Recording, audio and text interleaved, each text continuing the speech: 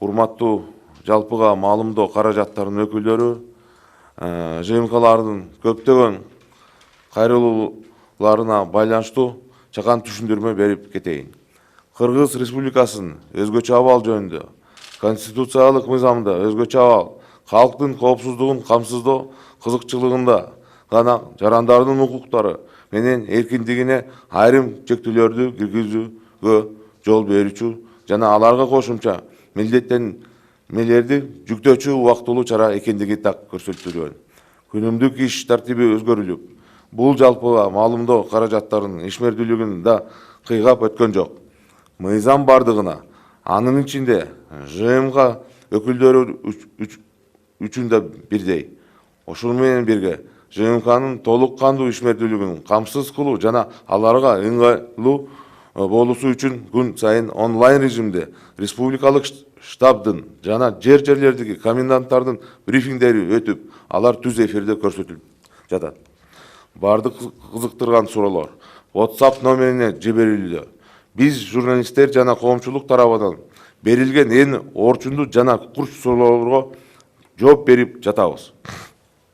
Буга чейин мен өзгөчө абал учурунда журналисттерди аккредитациялоо маселесине токтолгон элем. Биз кырдаалды анализдеп чыктык. Журналисттердин өздөрүнүн саламаттыгын коопсуздугу үчүн аларга аккредитация бере албайбыз. Бул биринчи кезекте сиздердин ден соолугуңардын коопсуздугу үчүн керек. Ошондуктан сиздерден өзгөчө абалдын талаптарын аткарууну көптөн көп суранып кетер элем.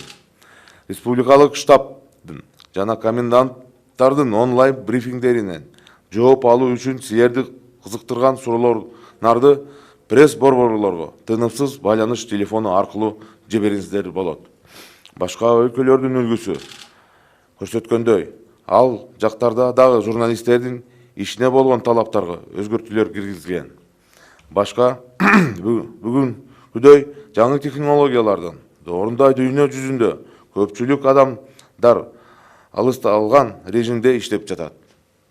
Азыркы учурунда интернет байланыштары жана байланыштын башка каналдары аркылуу суроолорго ар кыл өнүтүүгө жоопторду алууга болот. Коронавирус инфекциясы жалпы адамзат үчүн, анын ичинде Кыргызстан үчүн дагы жаңы чакырык. Аны менен күрөшүүдө биз бир муштумга биригип, саясий жана башка көз караштарыбызды четке жыйыштыра туруп, бул чакырыкка каршы биригишибиз керек.